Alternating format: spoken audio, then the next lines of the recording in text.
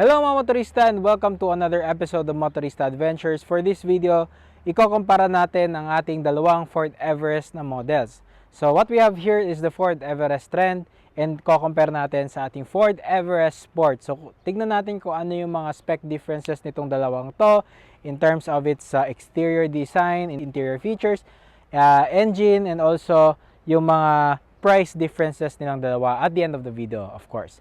So ngayon, if you are interested in buying one of these two vehicles, no, this is the video for you. Tara, wag natin patagalin, simulan na natin.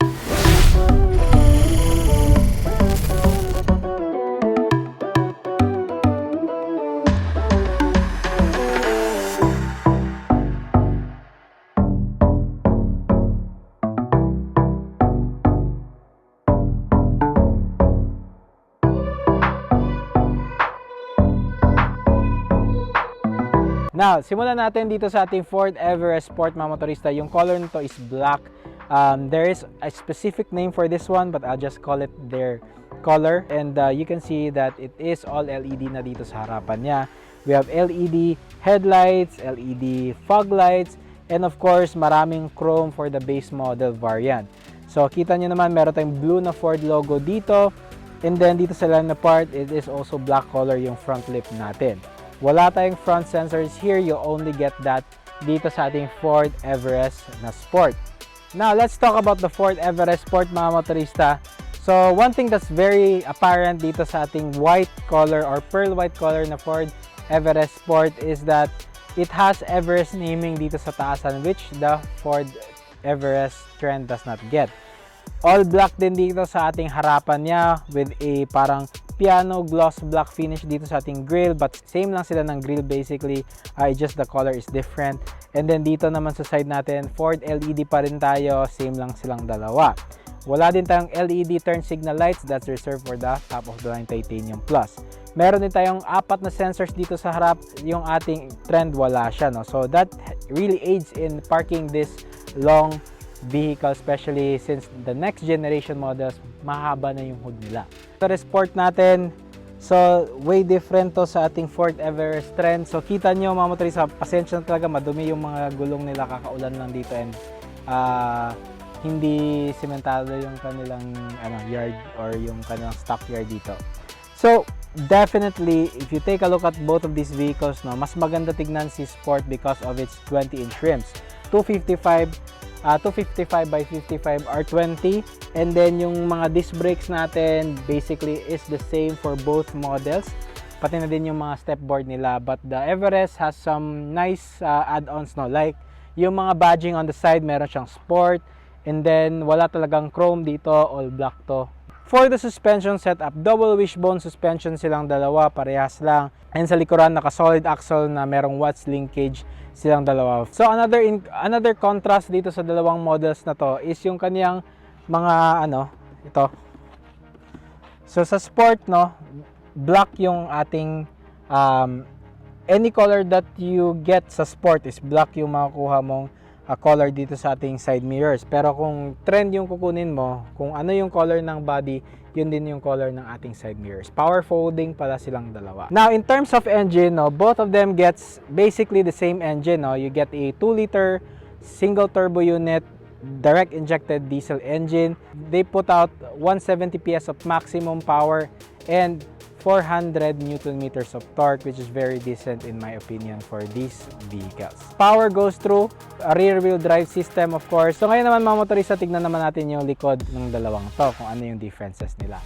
So definitely dito sa likuran na part nilang dalawa, one thing that's quite different is yung ating taillights. Yung taillights ng ating Everest Sport here is a mostly bulb type, if not bulb type din tong part na to sa kanyang taillights. Wala na siyang mga taillights here, no? Wala na. And then meron pa rin tayong apat na sensors, reverse camera, integrated spoiler.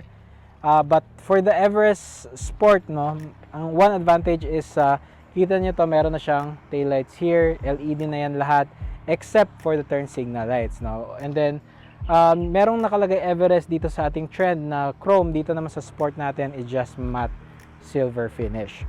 And apat pa din yung sensors, meron silang mga fog light dalawa. So, nothing really very significant dito sa likod na difference nila. But, sa Everest Sport natin, it is power tailgate. So, using the remote, you can open the tailgate. Yan, kita nyo, it's a manual affair. So, yan, kailangan mo lang ng effort ng onte, pero this is definitely faster na than the sport when it comes to opening and closing. But mas convenient siya, hindi siya ganun kahirap buksan. Less effort, no? Right. So ngayon naman mga motorista, let's go to the interior and let's compare both of them. Tara! Mga motorista, we are inside the Ford Everest Sport. And in comparison to Toyota Hilux, now again, it is quite nice dito, no, sa loob niya, no. Number one dyan is yung steering wheel natin. It is very chunky and big. Kita nyo naman meron tayong Ford logo dito. Meron tayong plus and minus for the cruise control. Unfortunately, wala siyang ADAS function. Meron tayong volume up, volume down, voice command. Dito naman is meron tayong navigation buttons for our 8-inch display sa harap natin. It displays all your drive modes, your speed, everything is on the screen itself except for the fuel indicator and also your temperature gauge. Dito naman sa ating mga motorista, sa center natin, we have your screen. This is a 10-inch display, Apple CarPlay, Android Auto, wireless lang dalawa. Meron tayong wireless charger sa ilalim, meron tayong USB port here. You have Type-C port. And dito naman, you can see na we have your shifter. This is shifter natin is park, reverse, neutral, drive, and manual mode. Dito naman, meron tayong drive mode selector. One thing that's weird is si Ford Everest Sport, wala siyang sports mode. That is weird. And then dito meron tayong traction control button off and then parking sensors button off. What I really like about this Everest is meron siyang front and rear parking sensors. Now if we move on to the dash itself, meron tayong leather dito sa taas na part, now on the front part of the dash, which makes it feel more luxurious than the base model trend. Now, in comparison naman to the Fortuner looks really nice, but again, the interior is a little bit more dated than this one kasi hindi pa sila nag-update. You still have cup holders which pops out right here and here. Ayan, dito, kita nyo naman, glove compartment. And then, we have your speakers dito and dito. So 10 speakers pa din dito sa loob ng ating Ford Everest. The screen itself is a 10-inch screen, hindi na siya a 12-inch display, so medyo mas maliit siya pero it's still quite big nowadays. And then meron tayong controls here for your windows, automatic up and down for the drivers, lock and unlock buttons here, pati sa passenger dun sa kabilang side. Now one thing that I like dito sa Everest Sport natin is we have nicer materials here. Meron tayong mga brushed metal finish which are plastic by the way, and then chrome natin dito. Yung ating door panels dito sa taas na part is leather and soft touch siya. Soft touch din yung ating armrest. And then dito naman you have power tailgate na. Sa ating trend is hindi siya power tailgate. Front and rear fog lights which the Toyota Fortuner does not have. Automatic headlights na din siya and adjustment siya for our leveling dito. Right. So, ito yung interior ng ating Ford Everest Sport. Nga pala, yung ating armrest is very big and very comfortable to use. Ayan, meron tayong 12-volt accessory outlet.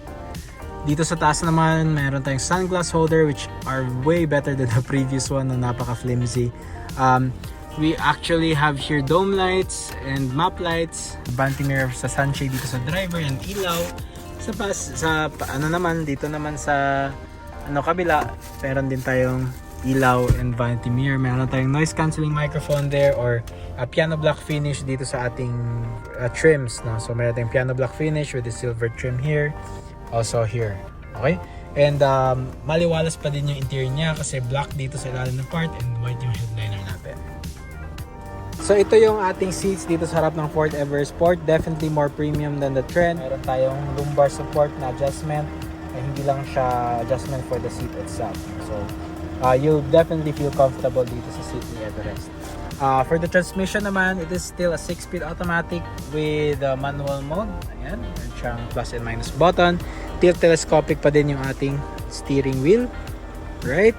And yeah, overall, very nice and modern interior sa Everest Sport.